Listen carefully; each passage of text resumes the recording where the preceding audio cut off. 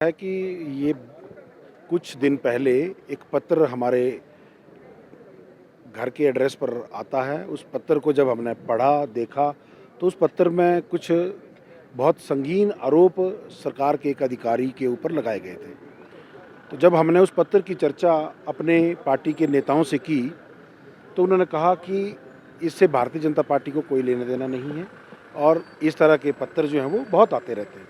तो हमने इस विषय पे ज़्यादा ध्यान नहीं दिया और जब हमने अपने स्तर पर जानकारी ली, तो हमें ये मालूम पड़ा कि पत्र भेजने वाले का जो नाम लिखा था, उस नाम का कोई भी अधिकारी उस विभाग में नहीं है।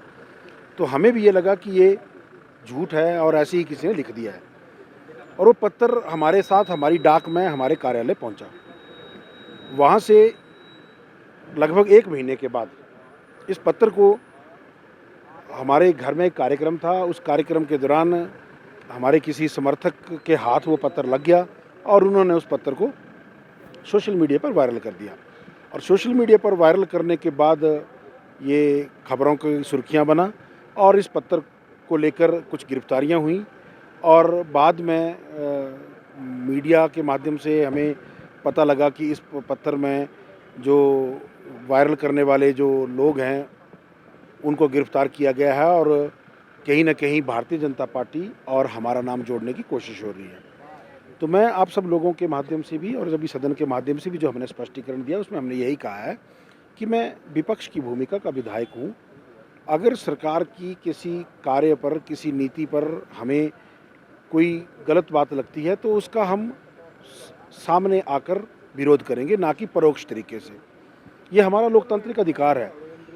परंतु इस पत्र में जिस तरह के आरोप लगाए गए थे और जिस तरह से जानकारियाँ लिखी गई थी, इतनी सटीक जानकारी अगर हमारे पास होगी तो हम पत्थर बम का सहारा लेंगे क्या? कोई भी व्यक्ति।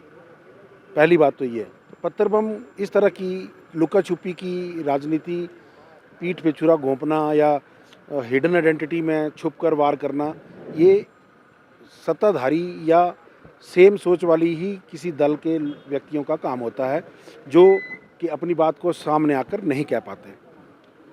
फिर दूसरी बात, जब इस पत्र को वायरल किया गया उसके बाद सारे जो घटनाक्रम हुए तो हमने केवल एक चीज़ हमेशा कहते रहे हैं कि हम विपक्ष की भूमिका में हैं। विपक्ष की भूमिका के चलते सरकार के कार्यों पर सवाल उठाना हमारा राजनीतिक धर्म है, हमारा अधिकार है।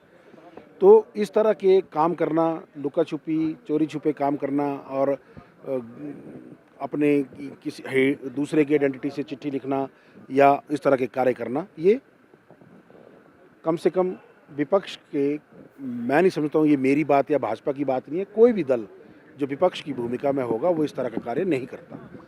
दूसरी बात, मान लीजिए इस तरह के कोई हरकत करता भी है, मैं राजनीति में नया हूँ, परंतु इतनी समझ मुझे है, अगर इस तरीके की कोई हरकत, कोई काम कोई करना हो तो क्या मैं अपने दफ्तर का सहारा लूँगा? क्या मैं अपने घर से इस चिट्ठी को वायरल करूँगा?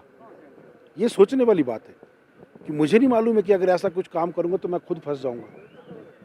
तो मैं इतना मूर्ख नहीं हूँ कि ऐसा कोई काम करूं जिससे मेरे खुद फंसने के हालात बन जाएं। तो ये मैं बार बार कहता रहा हूं।